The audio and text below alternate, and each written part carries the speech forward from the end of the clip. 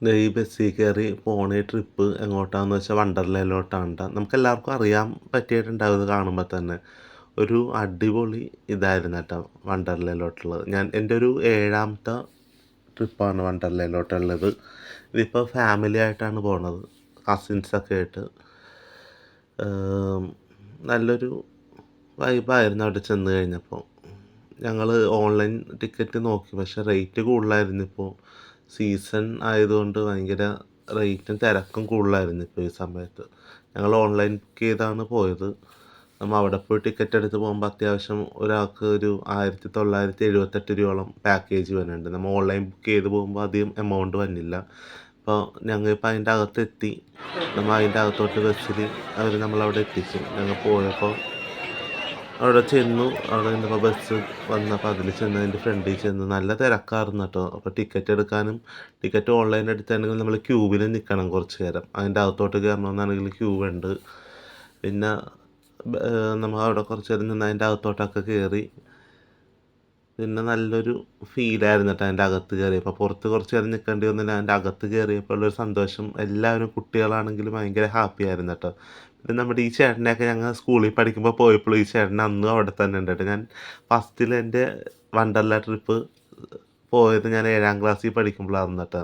ആ സമയത്ത് ഈ ചേട്ടൻ അവിടെ ഉണ്ട്. അപ്പോൾ എനിക്ക് പ്രത്യേക ഒരു ഫീലായിരുന്നു. ഈ ചേട്ടൻ അന്നും ഒരുപോലെ ഇരിക്കണം. നമുക്ക് മാറ്റം വന്നിട്ട് ഈ പുള്ളിക്കാരന്, അതായത് മാറ്റം വന്നു എന്ന് പറഞ്ഞാൽ ഞാൻ വെച്ചത് വലുതായി നല്ല ഉദ്ദേശിച്ചത്. ഫേസിൻ്റെ ഒരു ഡൾനെസ്സിൽ അന്ന് കണ്ട അതേ ഒരു ഫീൽ തന്നെയായിരുന്നു കേട്ടോ.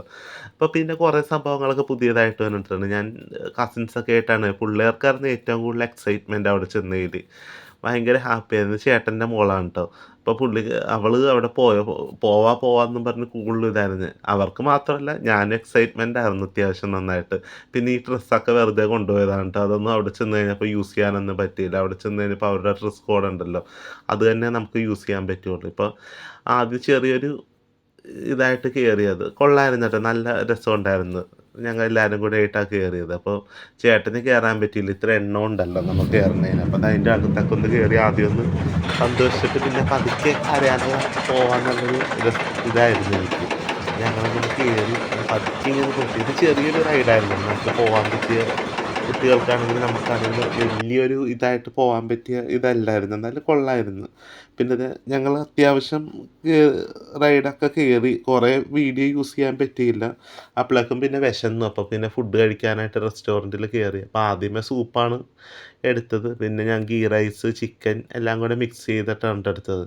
എൻ്റെ പൊന്നോ, ഒരു ഇതും പറയാൻ പറ്റില്ല. ഫുഡ് നല്ല ഇതായിരുന്നു. പക്ഷേ ഫുഡ് നല്ല ഇതായിരുന്നതുപോലെ തന്നെ നമ്മുടെ പോക്കറ്റ് കാലിയാണ പോലത്തെ ചിലവാണ് അതിൻ്റെ അകത്ത് കയറി കഴിഞ്ഞാൽ. കാരണം ഒരാളുടെ ഫുഡിന് തന്നെ 499 രൂപയോളം ഫുഡിന് വന്നിട്ടുണ്ട്. പിന്നെ ഞങ്ങൾ ഫുഡ് കഴിക്കലൊക്കെ കഴിഞ്ഞിട്ട് പതുക്കെയാണ് വാട്ടർ ഗെയിംസിലോട്ട് ഇറങ്ങാമെന്നുള്ള പ്ലാൻ ഇട്ടത്. കാരണം ചെന്നപ്പോൾ ഞങ്ങൾ അത്യാവശ്യം ഗെയിംസൊക്കെ കൗണ്ട് ചെയ്തായിരുന്നു. പിന്നെ ഫുഡ് കഴിഞ്ഞതിന് ശേഷമാണ് വാട്ടർ ഗെയിമിലോട്ടൊക്കെ കയറിയത്. പിന്നെ നൈറ്റ് ആയപ്പോൾ ഇതിലും കയറിയിട്ട് എൻ്റെ പൊന്നോ, ഇതിൽ പോയിട്ട് എൻ്റെ കിളി പറന്നു പോയി. അതുപോലത്തെ തരം ഇതായിരുന്നു. പിന്നെ പതുക്കെ അവിടെയൊക്കെ ഒന്ന് ആസ്വദിച്ച് ഫോട്ടോസൊക്കെ എടുത്ത് ഞങ്ങൾ ഈ കൂട്ടത്തിൽ ഞാനും കണ്ടിട്ട് കറങ്ങണ കൂട്ടത്തിൽ നമുക്ക് എടുത്ത് എക്സ്പ്ലോർ സൂം ചെയ്ത് നോക്കേണ്ടി വരും. ഈ ഭാഗത്ത് ഞാനുണ്ട്, ചേട്ടൻ പിടിച്ച് വീഡിയോ കണ്ടത്.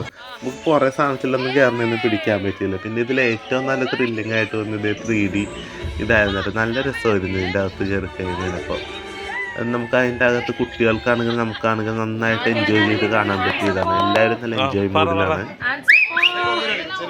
Adventures of Chiku Wild Ride is going to begin. അപ്പം നിങ്ങൾ കമൻറ്റ് ചെയ്യണം കേട്ടോ, നിങ്ങളുടെ ഏറ്റവും നല്ല ട്രിപ്പ് ഏതായിരുന്നു.